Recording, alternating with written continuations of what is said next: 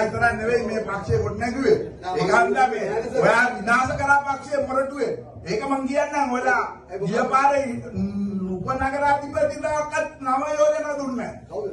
ඔයා කරුණාකරලා කියන්න. බොරුවන්නේ කියන්න. බොරු නෑ කොහොම උපනගරාධිපති කොහොම මන්ත්‍රීවරු 6 දෙනෙක්ද දුන්නේ නැහැ. කවුද කියන්නේ? මම කියන්නේ. ඒකද කියන්නේ. කියන්නේ ඔය එළවුවා.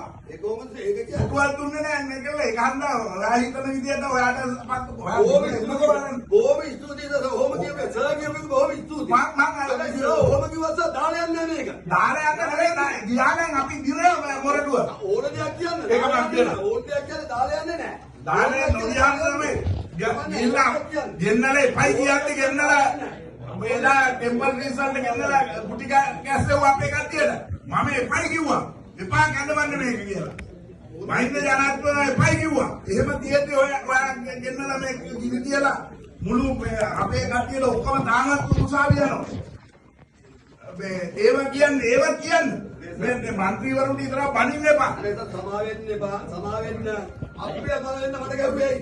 සර්ත් එක රැස්වීමෙන් වගේ එකයි කුඩු කරන්නේ. ඔයා ගුටි කාවේ ඔයාගේ වැරදි යන්න. ඒක තමයි මගේ අපි අහිංසක මිනිස්සු ගෙන්නලා බේරලා ඔබලා ඒවට කවුද කියන්නේ?